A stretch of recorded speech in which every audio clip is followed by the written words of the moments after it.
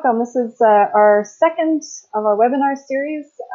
The first one was on social media, which we anticipate we'll post soon. We had a bit of technical difficulties with it, but we think it's you can still post it, so we'll post that soon if you missed that one or you want to view any of it again. We do have a tip sheet online from it, and so that is accessible already. Includes just kind of basic information on how to sign up for Twitter, how to sign up for Facebook, how to sign up for LinkedIn, and then also a quick chart if you're trying to figure out how to do images and some ideas of where you can get images from. Okay. Build your own radon awareness campaign.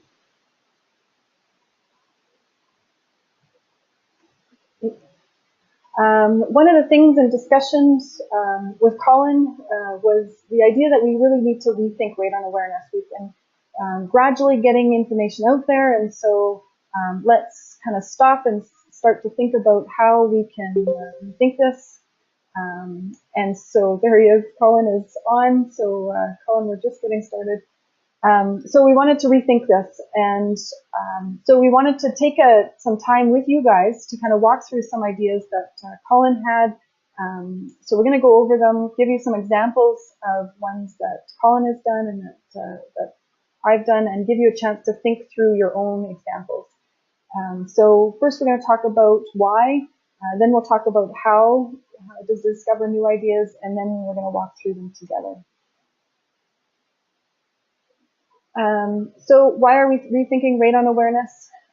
Trying to engage everyone is complex and impractical, and I think often because we know radon is an issue for everyone across the country, we're eager to make sure we get everyone.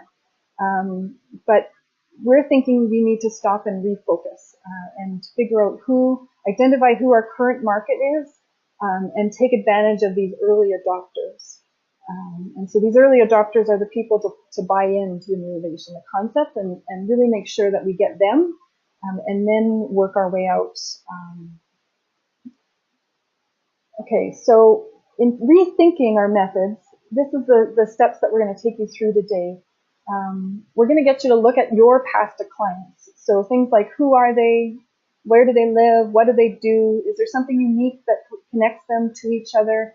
And so we want you to kind of stop and think about who has talked to you about radon in the past, and see if you can find some commonality. The next question is, why did your past clients choose to test or mitigate? See if you can figure out why they took the step to take action. And then the next question is, where did they hear about you? And so to get you to think through whether you know it, or we'll give you a chance to kind of think of ways that you can figure that out.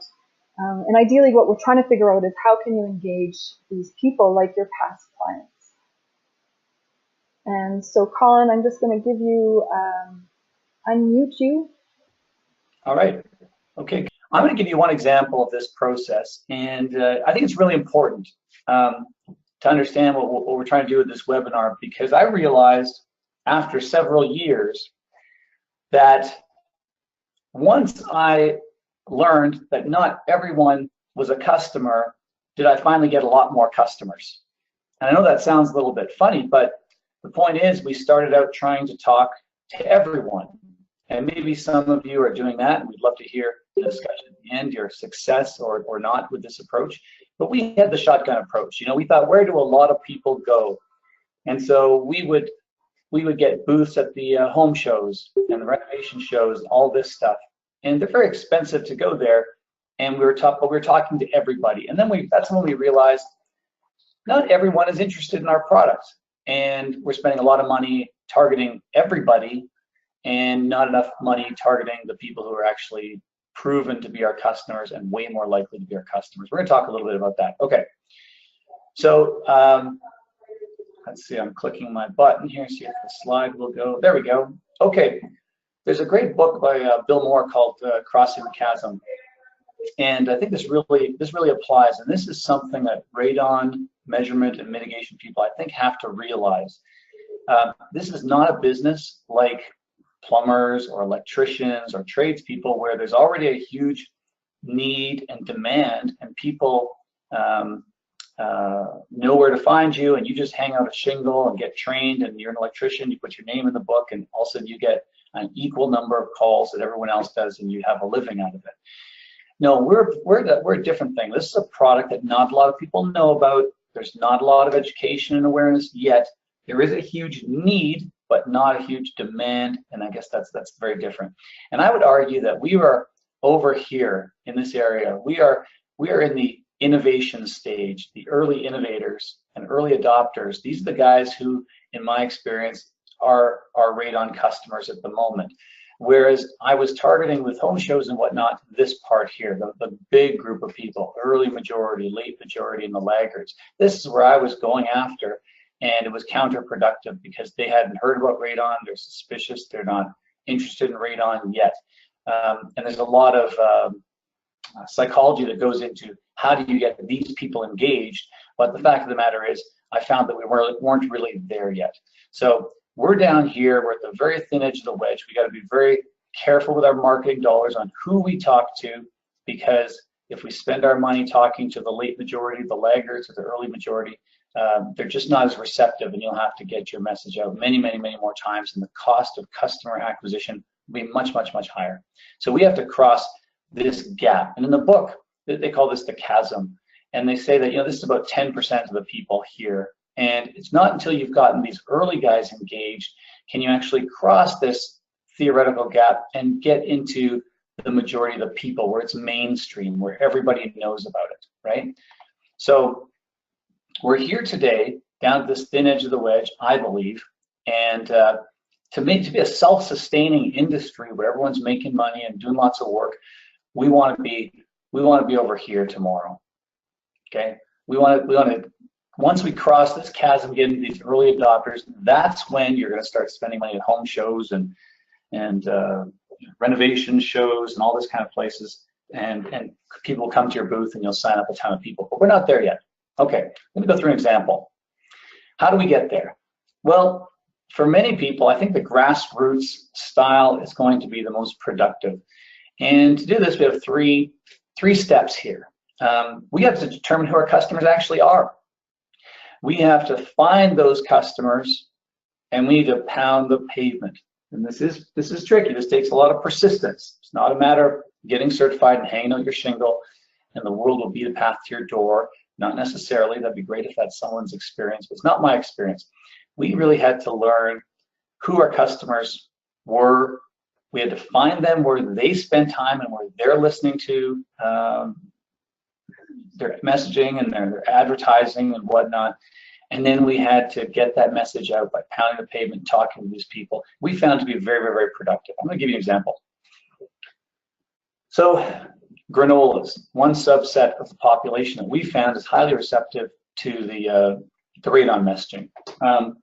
I guess maybe to put this more in perspective, I should tell you who we found is not our customer. That might actually be just as important as targeting who your customers are. So in my example, smokers. So, you know, out of many hundreds of mitigations that we've done, I can only think of about 2 that were done with smokers in the family, right? It's very unusual. Now, maybe that's, it's a statistical significance because a certain percentage of the population are smokers, and yet that same population percentage is not represented in our customers.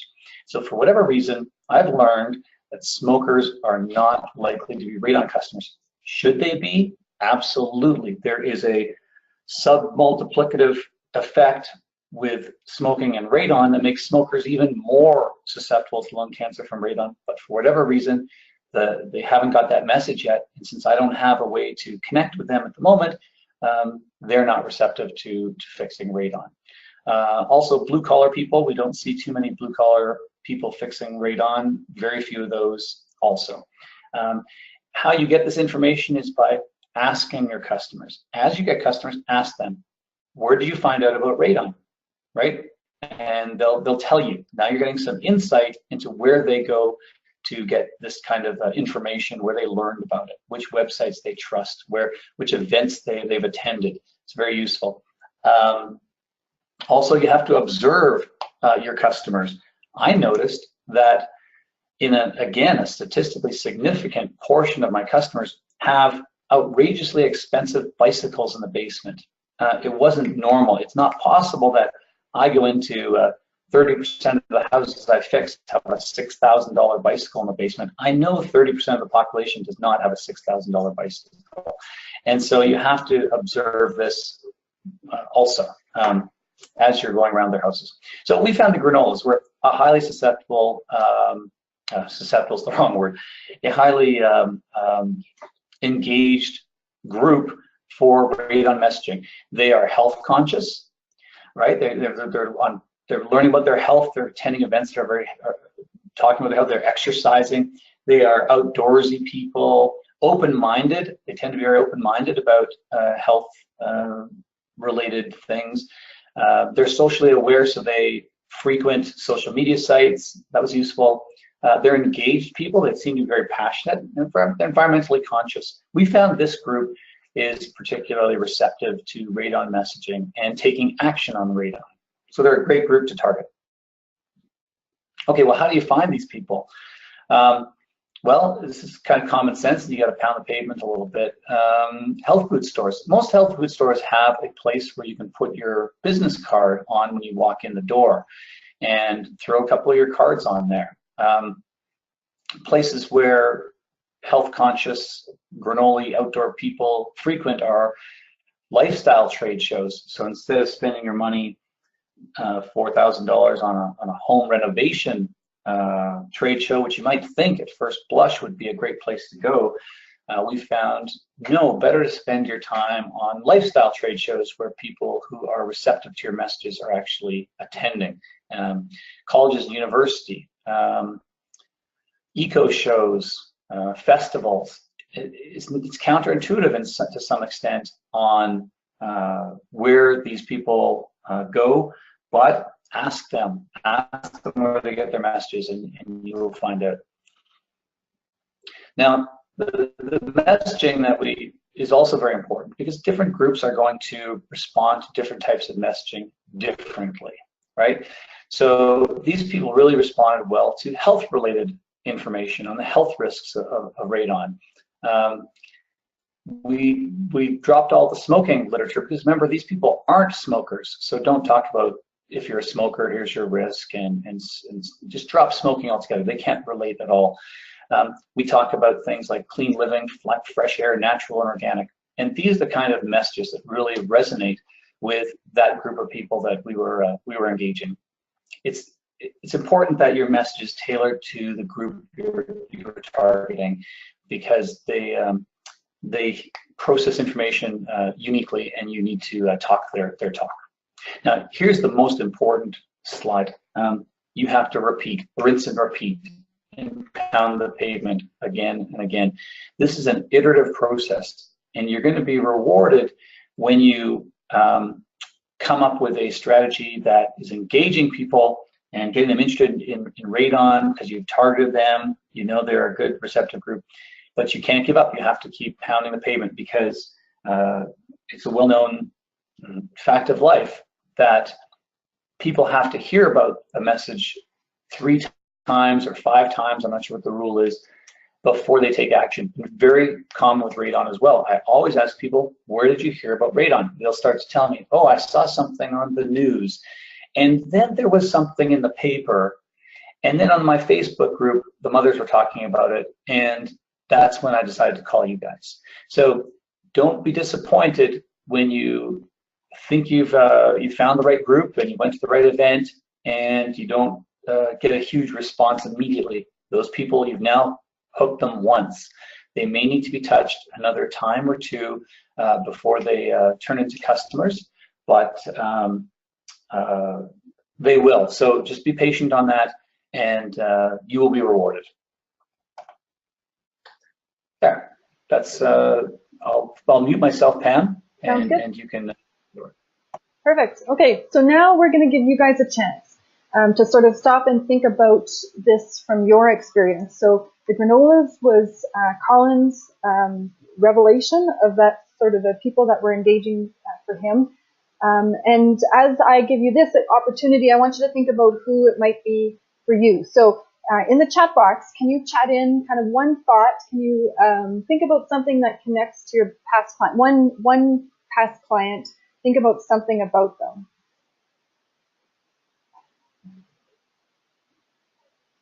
So we've got Lynn says grandparents.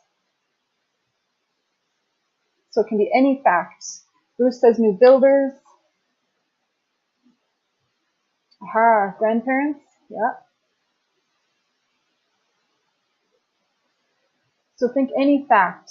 Yeah, people, mothers, they're concerned about their children. I've heard someone else talk about people were engaged when they had their first child. Suddenly the world changes when that first child comes into your home and you start realizing there's toxic things under the counter and you get a little bit more engaged. Okay, how about after you think about a fact about one client, then I want you to think about the second client. So one person says, Richard says, self-employed people who work in their basement. I love that one. Yeah, people who work in their homes. Actually, there's a Simpsons episode that ran in the must have been in 2000s. I had a client that called me up because they had watched The Simpsons, and he worked in the basement, and I don't know, somehow Homer Simpson highlighted that. So, yeah, people who work in the basement. So for me, a previous cancer family. Yes, yeah. So we've sent you out worksheets as part this morning when I sent you kind of your last reminder email. And so you can use those to kind of write down your thoughts. So feel free to kind of jot as we chat and think about it. Keep those notes. If you didn't get the worksheet or you didn't have time to print it, scrap paper, whatever you got, write it down while you're thinking about it. We want you to kind of engage on the spot because we all know your time is tight. And when you walk away, somebody else will be asking for your time. So make some lists. People who have houses in the basement. For me, it was grandparents. And what I found was that we were getting people who were calling us. They were retired, they were educated, they had time to talk, they had disposable income. So they had the ability to think about testing because they had time. And they also had the ability to think about paying for mitigating and for the testing, but really it was the mitigating. Some of these were educated, so they had a background in either cancer research or medicine, and so they already had a bit of an education level where this wasn't new to them. When I started to look at the type of home, I couldn't find a correlation, and it was pretty average, and so I didn't notice anything that was the same. Sorry, Colin's. I'll just quickly take away the access from the mouse from Colin. And so I didn't notice anything that was consistent about their houses. Also, sort of where they lived in the city, I didn't find anything consistent there. But those are kind of things that you can kind of note if they're all coming from the area. I did at one point, I guess, have a group of moms, stay-at-home moms, that sort of kept chatting to each other. They lived in an expensive neighborhood in Winnipeg, and they happened to get together to play. And they had nannies who also lived in their homes, and so that was another group, but that was a real small set. So anyway, so I'm going to go back to grandparents. So they needed to process it before they take action. So I spent a lot of time talking to them. But once they were engaged, they took full action. So they went from testing on. Okay, so next question. Can you think of a past client, why they chose to test? And so some of you have already kind of brought that out a little bit. They had offices in the basement, so obviously that kind of spoke to them. Can you think of a reason why your past clients chose to test? I'll give you a chance to chat that in.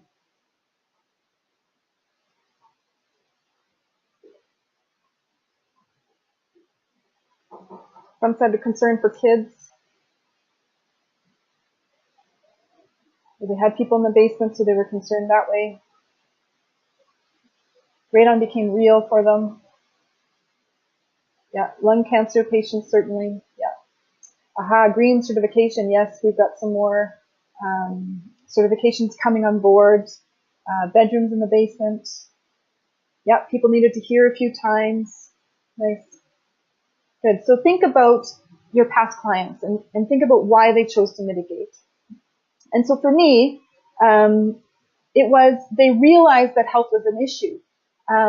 And so I call these grandparents, and I feel like I'm really getting more and more close to these grandparents. And I realize as I'm getting older, it's not that I know I'm dying more than I did before, but it just somehow is becoming a more realistic issue. The fact that there is mortality and that I do have it's just becoming more real to me as I age.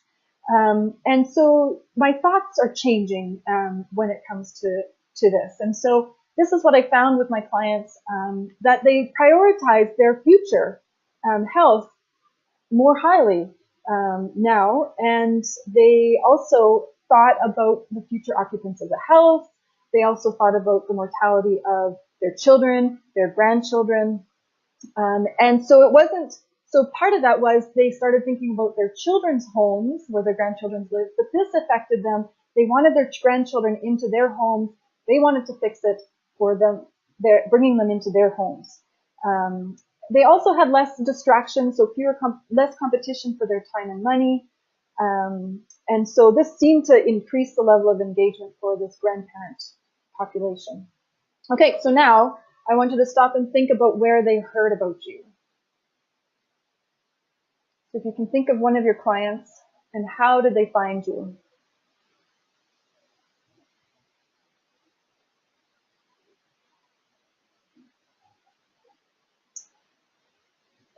So from referrals from other clients, that's really helpful. From the internet, yeah, from a website. From public speaking engagements, that's a great way. An article in the local paper. Aha, Google search. So they're using the internet. Okay. So think about how they found you, because this is a way that you can start to figure out how to find them again. So for me, they started to hear about radon. I was pretty early when I had a radon business in my past life. We were fairly early into the market, well, extremely early into the market. So they had no idea where to go for radon information. They started to look. In fact, I have to confess, it was in the yellow pages often that they found, which don't even really exist anymore. But also word of mouth. So once one person knew, they talked to each other, and so then they that was a really great way for my name to get out, passed around from person to person.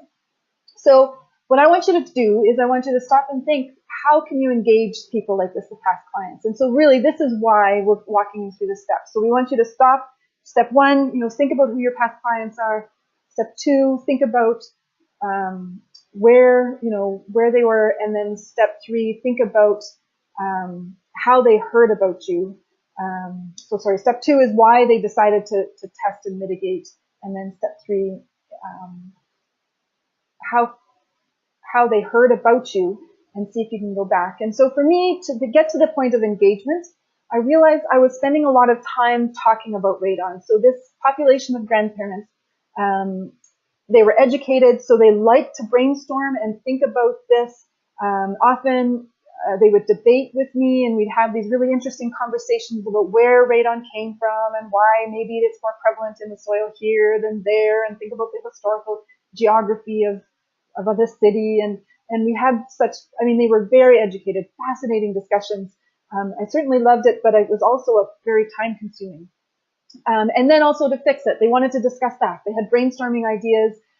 How could they fix it, and what worked, and those sorts of things. So what I decided to do was organize an information session. And so I thought, instead of spending an hour with this person, and an hour with that person, and an hour with that person, if I put together a radon information session, then I could do this 1 hour chat together in the same room. And even if I only had 5 people there, it's 5 hours of time saving. Maybe it cost me 2 or 3 hours of work to put it together. So, I'm saving a little bit, and then any more people saves me more time. So I worked together with a local health organization. And so for my radon information session, I worked with the cancer local rep in a small town. So I went out to a small town with a local rep. She had connections to the community, and we advertised. So we focused on trying to engage these groups. So we had an information session in the afternoon, and then we also repeated it again in the evening. And what we found was that we got a lot of our grandparents in the afternoon because they had the time to come out during the day. But we got more people in the evening that, because they went and they talked to people afterwards. So when they got engaged, they went and they told their children, or they went and they told their neighbors, and they went and they told someone else. So by having 2 right away consecutively in one day actually was helpful. It was efficient for me because I traveled to the site. Everything was set up. We just had to do a presentation and then we did it again. But I did actually find that it was useful that way. We also made test kits available for purchase. So really, you've got to make sure that that first step of action is easy for them. So find a way to either set up appointments or find a way to help the first step of engagement. We also wanted to make sure that the fix was easy to understand.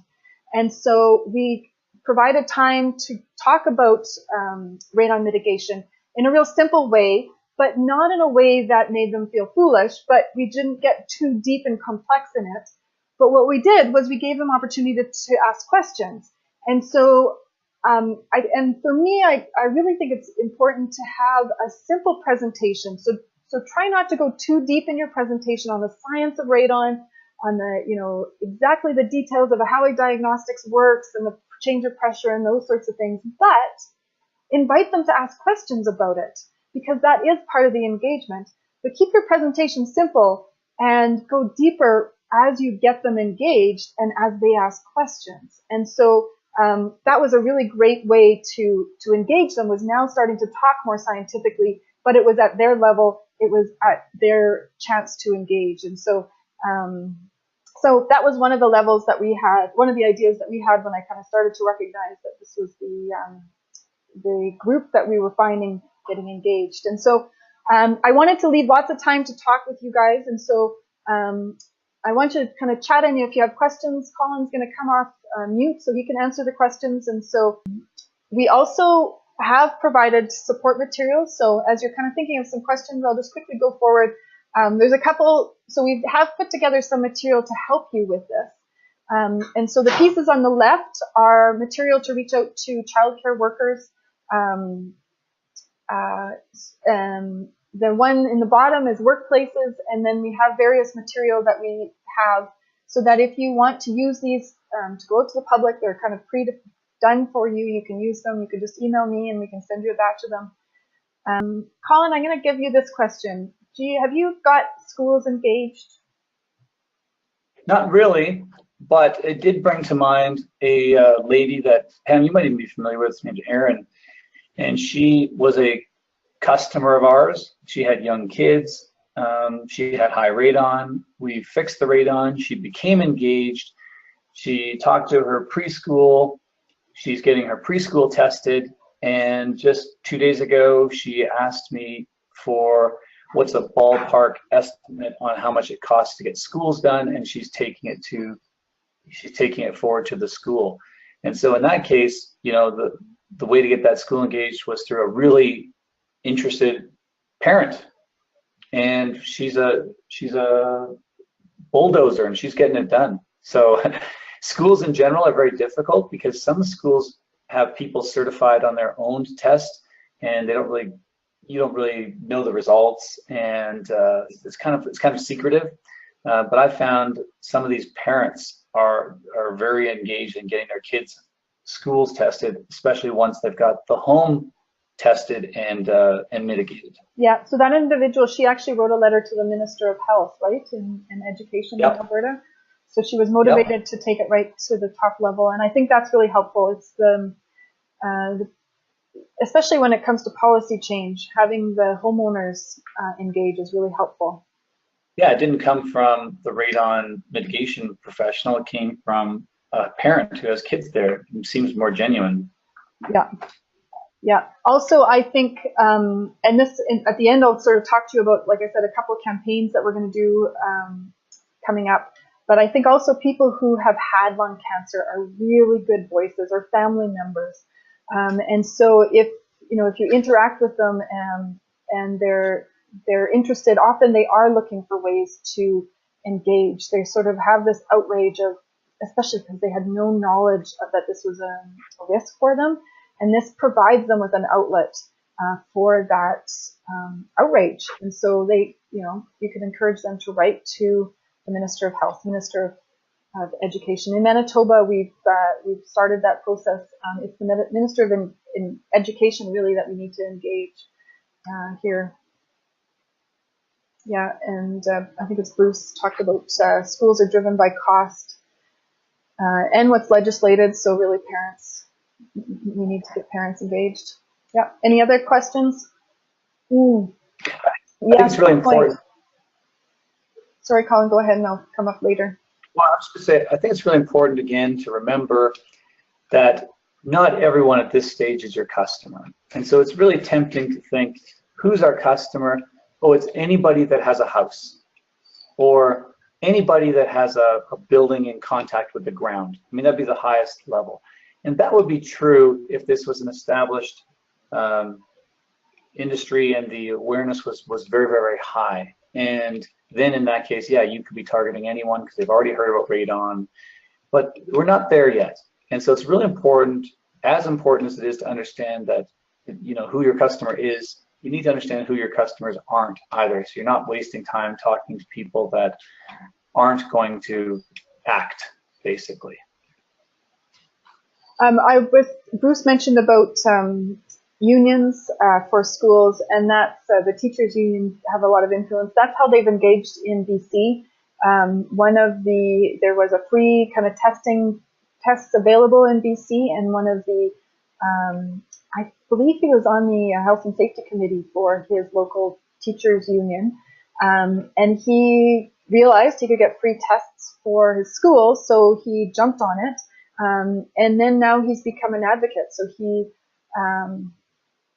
made sure that his school got tested, and then also has been an advocate in talking to others about getting tested, and they've gone to the government kind of as a teachers union to say, look, we need to protect our workers. Good. So anyone else have questions about thoughts about a group that maybe they're starting to see, wondering how they can get engaged? And this type of thinking too, this type of targeted marketing is actually really important to help us focus on policy initiatives that are likely to get the most benefit too. You know, I've often thought, just haven't done anything on it, that if we could get radon mitigation systems in that tax class that would allow health spending accounts for people with health spending accounts who work for big corporations to use them, I think that would be a big step forward, because that's another good target market. A lot of people who do radon have these health spending accounts, and if it was a legitimate health claim, I think that would really benefit. They'd get partly subsidized, I guess, and I think it would really drive awareness a lot too. I'm not sure what's involved in that. I know some people have talked about that. That would be a good one. Mm-hmm. We're going out and trying to market to everybody, like Colin had talked about the trade shows, the big home and garden shows, or whatever, home renovation shows. We had tried that too, and I do also think that there's, you know, a technique when to going out to those trade shows, and so I think what we've talked about that as an idea, and how maybe in a future webinar we'll sort of talk about how to have a booth at a trade show where you can talk about radon, engage. We're trying to encourage the fact that, you know, you want to look at your market and spend your money already in a show where you're going to engage people who are more likely to be engaged. But at any show that you're going to, there is a way to sort of talk with people and share the information. And as Colin mentioned, we really believe you need to get people the information multiple times. And so minimum 3-time rule, that they need to see it first 3 times before they actually start to dip their toe in the water. For my example, as we were talking about going out to do a presentation, you know, we kept that in mind. So we made sure that we used social media, we used the community posters, we thought about who the audience was that we tried to get out, and tried to get into their social groups with the information, so that we could tell them about it 3 times. And then we were able to get an article into the newspaper after we kind of had done some kind of introductory information posters. Then we got an article in the paper a day or 2 ahead of the event. And then that was another opportunity of information to help them with engaging. And then we directly invited some key people in the community. So We went to the mayor and councils and we tried to engage them. I know Kurt mentioned engaging realtors and home inspectors, and so there too we specifically emailed some of the key realtors in town and engaged them to come out, and home inspectors. We kind of went to our target group and said, okay, these are the people we're trying to meet. So who are the people that will engage those groups and try to bring them out? Yeah, and timing is everything too. It's important not to get discouraged if you have some failures. It's all part of learning and getting an education, and an education is expensive no matter what, so chalk it up to that. You know, we had done a year before the building code changed for Alberta to adopt the 2010 National Code, which was going to incorporate preventative radon measures and radon rough-in. We had got a session at the Buildex trade show a year in advance. We knew it was coming. We knew it'd be a big deal. We had our presentation approved at Buildex. Well, guess what? Because it was a year in advance, we had 4 people show up. And one of them actually went on to become a radon mitigator, and the other 3, I think they fixed their houses. But that was it, 3 people. And so the following year, we're like, wow, the building code's coming out literally a week after this Buildex comes. This is perfect timing. And they're like, no, sorry, there wasn't much interest in your presentation, so we're not doing it this year. And I think Kurt went on there and had a great group. He had a lot. So timing is everything. So if you don't succeed, consider that it could be timing. And remember the old saying, the pioneers get the arrows and the settlers get the land. Unfortunately, it's true with radon, and to some extent we're pioneers, and we're paving the way, I guess, for this thing to go mainstream, but that's necessary. I like to say the tortoise wins the race. You just got to keep marching along. All right, so I wanted to talk a little bit about kind of some of our future campaigns, and specifically there's a couple that will help you with going back to your clients. And so one is on the far right. CARST is partnering with Take Action on Radon this year as part of the November campaign on what we're calling a radon reduction sweepstakes. And so I've talked a little bit about it, and it's still kind of preliminary, but it's a good opportunity to give you a little heads up on what's coming. So there's going to be 10 prizes of $1,000 that homeowners can win. So they can get up to $1,000 back on mitigation. And so what we decided was we wanted to make sure that this didn't discourage people who had mitigated in the past. And so we're going back to June 1st, I believe June 1st, 2013. So anybody who mitigated back from June 1st, 2013, and then who mitigates before June 30th, 2018 can be eligible. We've divided the country into 5 regions. And so there's 2 prizes per region. And so homeowners can submit. They have to show proof that they did some measure of radon reduction using a C-NRPP professional. It has to be clear the date, the address where they mitigated, and then also the cost and the fact that they paid.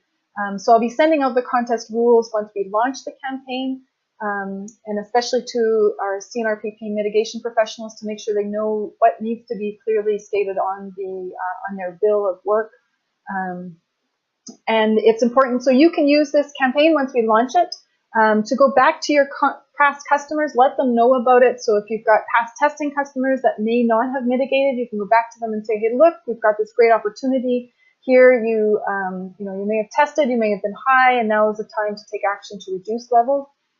Or you can go back to your past mitigation customers and say, look, here's a contest that you may be eligible for, and encourage. It's just sort of a happy moment to be able to go touch base with them and let them know about it. And this may also give you an opportunity to have a chat with them and find out some of these questions that we've been talking about through this webinar. That go ask them, why did they mitigate? Who's their their community group, and see if you can brainstorm with them ways to engage others like them. And so it might be a way that you can go back to them and put this in action. We'll also, give you some Twitter images and some draft letters that you can use. So you don't have to stare at a blank page. will help get you started. So that's one project that we'll be working on that's coming up hopefully in October. It'll be launched on Take Action on Radon's website, but I will also email out all of our CARST members and C-NRPP professionals the details about it. And then another campaign that we're working on is this Unmasking the Faces of Lung Cancer. So we really realized that it's necessary for us to give our lung cancer survivors and families a voice. I know when I was interacting more directly with the public, you know, it's really challenging to go into a home where they've mitigated or they've had somebody pass away, you know, and they're really outraged on why didn't they know about this, and so they were really wanting to do something, and I never quite knew how, you know, what to tell them and what they could do. Like I said earlier, I mean, they could write letters to their local politicians. We did try and engage them with their local medical health officers to get the information out. But this is another way that we can sort of start to gather the stories. And so we'll launch this campaign also in October.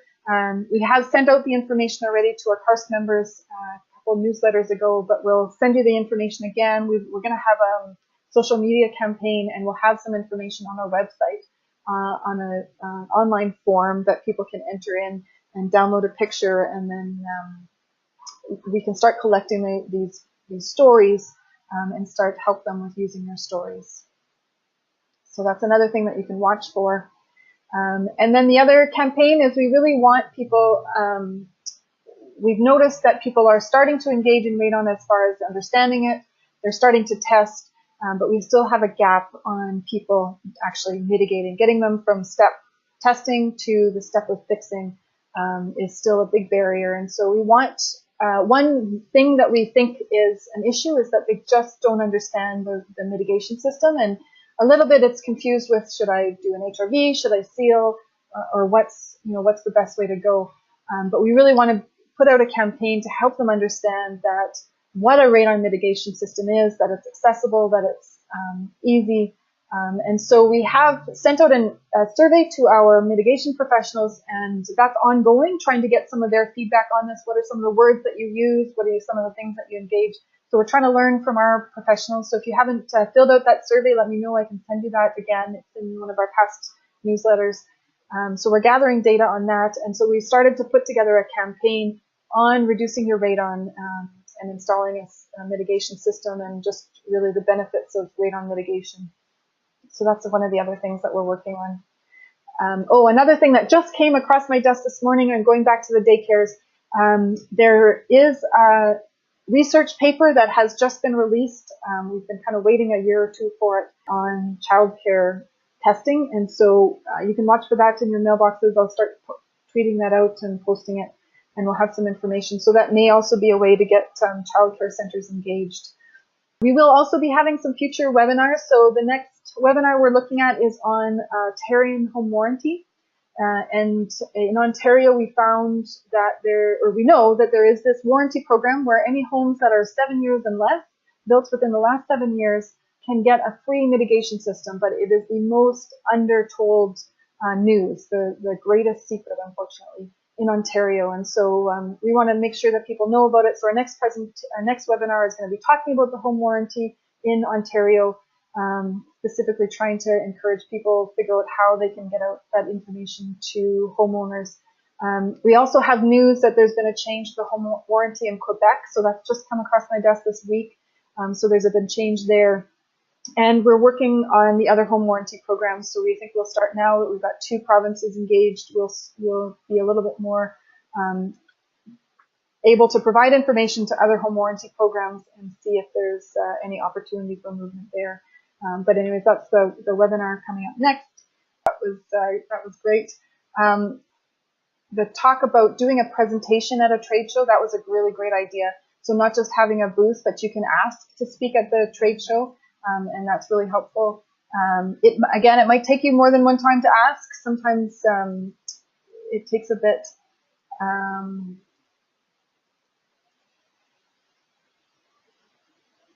Yes, email spam regulations. That might be another webinar that we can do. on the changes to how you can email people. But that's one of the benefits of this radon reduction sweepstakes. It gives you a reason to go back to somebody, and so you're not just blanketly emailing people. You're going back, providing information and sort of maybe a personal engagement to some of your past clients. Okay, so that might be a good thing for a future webinar.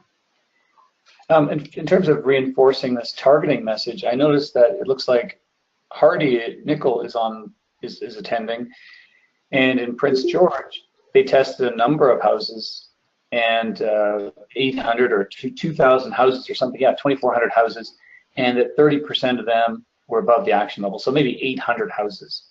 And you'd think that those people would be rushing to get mitigation systems, but they weren't really, not in mass. And I was wondering if Hardy's on, did you find anything in common, Hardy, with the people who did end up mitigating? Was there something that they had in common, education or socioeconomic status or age or ethnicity, anything you found for the people that did end up mitigating in Prince George? Hardy, if you're on. Elderly people, so similar group.